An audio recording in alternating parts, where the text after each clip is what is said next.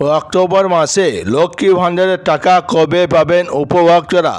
বিজ্ঞপ্তি জারি করে জানিয়ে দিল নবান্ন। লক্ষ্মী ভাণ্ডার প্রকল্পের মাধ্যমে সাধারণ মহিলারা মাসিক ভাতা পান। তৃণমূল সরকারের এই প্রকল্প ইতিমধ্যে বাংলার বিপুল জনপ্রিয়তা পেয়েছে। প্রায় 1.5 কোটি পরিবার এই প্রকল্পের আওতায় রয়েছে। মুখ্যমন্ত্রী মমতা ব্যানার্জি সরকারের অন্যতম জনপ্রিয় প্রকল্প লক্ষ্মী ভাণ্ডার নিয়ে নতুন বিজ্ঞপ্তি জারি করল নবান্ন। সোমবার প্রকাশিত ওই সংশোধিত বিজ্ঞপ্তিতে অর্থ দপ্তরের তরফে স্পষ্ট জানানো হয়েছে, সুবিধাভোগীদের ব্যাংক অ্যাকাউন্টে এই মাসে টাকা পৌঁছবে অক্টোবরের প্রথম সপ্তাহে। এর আগে 16 সেপ্টেম্বর বিজ্ঞপ্তি জারি করে রাজ্য সরকার জানিয়েছিল, চলতি বছরের সেপ্টেম্বরে শেষ সপ্তাহে অর্থ প্রদান করা হবে।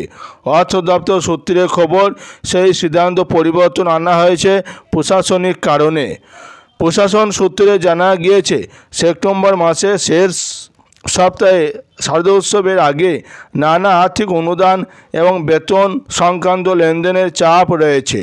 সেই কারণে একসঙ্গে বিপুল সংখ্যক লেনদেন এড়াতে লক্ষ্মী ভাণ্ডারের টাকা দেওয়ার দিন কিছুটা পিছিয়ে দেওয়ার সিদ্ধান্ত নেওয়া হয়েছে। তবে সুবিধাভোগীরা যাতে সমস্যায় না পড়েন, সেই জন্য অক্টোবরের প্রথম সপ্তাহে নির্দিষ্ট দিনে টাকা ব্যাংক অ্যাকাউন্টে জমা হবে বলে নিশ্চিত করেছে নবান্ন। লক্ষ্মী ভাণ্ডার প্রকল্পের মাধ্যমে সাধারণ পরিবারের মহিলারা মাসিক ভাতা পান। তৃণমূল সরকারের এই প্রকল্প ইতিমধ্যে বাংলার বিপুল জনপ্রিয়তা পেয়েছে। প্রায় 1.5 কোটি পরিবার এই প্রকল্পের আওতায় রয়েছে। নিয়ম অনুযায়ী সাধারণ শ্রেণীর মহিলারা মাসে 1000 টাকা এবং তপশিলি জাতি ও উপজাতি মহিলারা মাসে 1500 টাকা পান। এই অর্থ সরাসরি ব্যাংক ট্রান্সফার মাধ্যমে দেওয়া হয়, যা যে কোনো মাসের 1 তারিখেই উপভোক্তাদের ব্যাংক অ্যাকাউন্টে পৌঁছে যায়।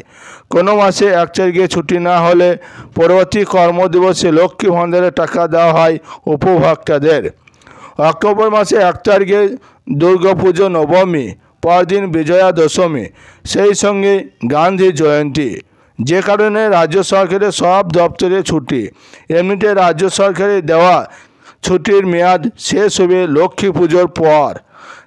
তাই মনে করা হচ্ছে, পুজোর দিনগুলো কেটে যাওয়ার পর উপভোক্তাদের অ্যাকাউন্টে টাকা দেওয়া হতে পারে।